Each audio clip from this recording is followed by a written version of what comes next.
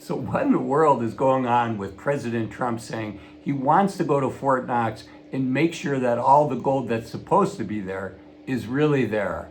I've done some digging and I think I figured out what's really behind his desire to visit Fort Knox. So let's jump in.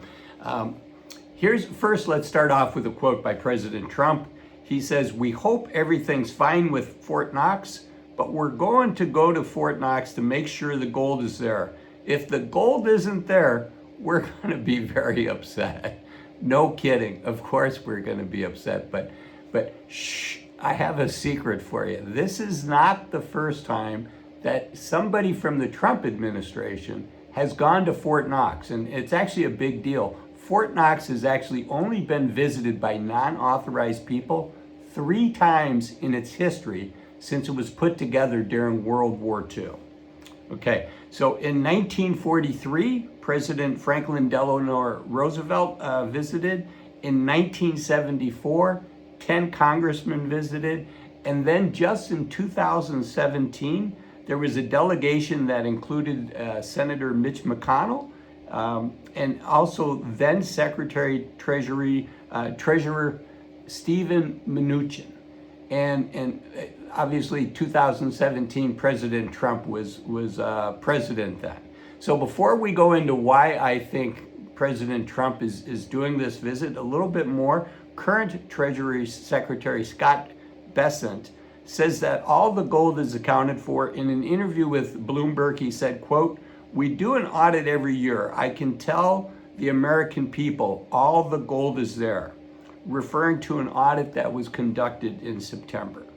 Okay, so why do I think President Trump wants to go there? Well, first off, I need to give you a little bit of detail about how the gold works, and this is really important, how it's accounted for in the U.S. system. So there's supposed to be about 150 million troy ounces in Fort Knox. And at $3,000 an ounce, that would make it worth $450 billion. But the government carries it at a set book value of $42.22 an ounce. So instead of being worth $450 billion, it's only worth $6 billion on the books, which is why I think that the difference between the book value and the fair market value is what's really going on here, and I'll tell you why in a second. But remember how President Trump talked about a sovereign wealth fund?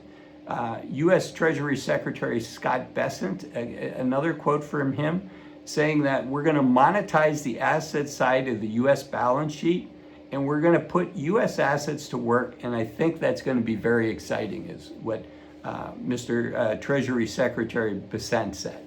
So how does all this tie into the visit of President Trump going to Fort Knox? Well, remember that difference between the $450 billion at current value versus at $42.22, it's only worth about $6 billion. Well, there could be a strong argument to be made that we should carry gold at closer to its current book value. Maybe once a year we evaluate that. I don't know, there's a lot of things that go into that. But if we did that, that'd be almost $500 billion added to the balance sheet side of the US government.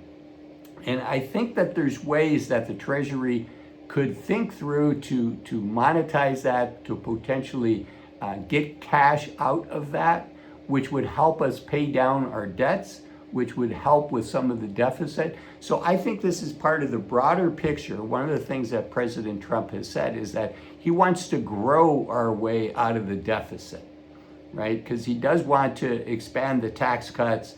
There are things that President Trump wants to do that's going to cost more money. And then there's programs that he's considering cutting, and obviously there's fans of each and every one of those programs that are being cut. This isn't a political channel. I'm not going to go there.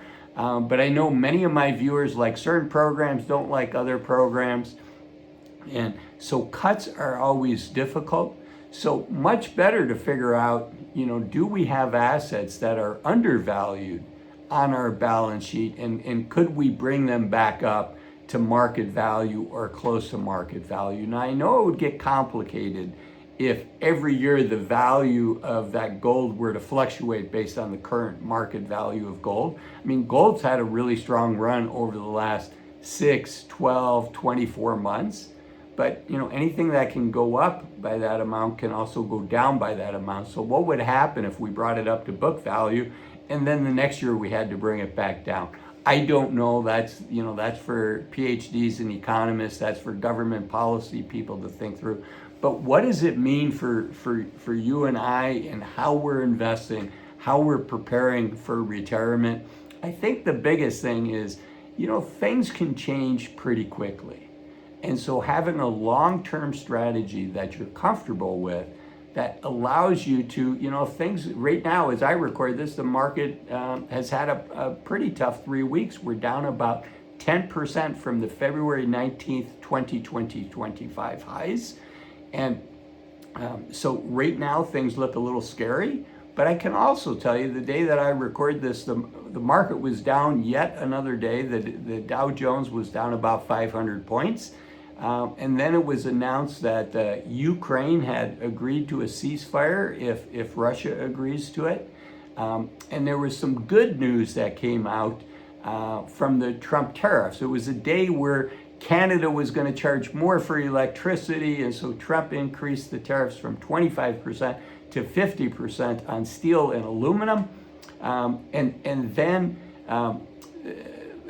Canada backed down on the extra tax on electricity sold to the United States, and President Trump likewise moved away from that 50% tariff back down to 25%. So things can change, and things can go from looking pretty bad to there's some good news in the market as well.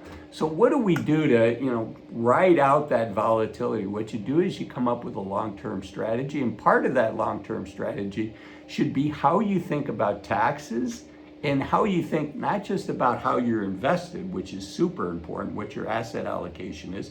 This is not financial advice. I don't know your situation, but also how you think about which accounts that you have for retirement. There's the traditional a regular traditional IRA, a regular traditional 401k, which I call a tax me later account. Then there's also a Roth version of those accounts, which I call a tax me never account. And then there's the pay as you go account, tax me as I go account, which is a regular taxable account. So thinking through those 3 buckets is really important, because taxes and healthcare tend to be the 2 expenses that people forget. They're not fully included in their plans, and it can be a big gotcha.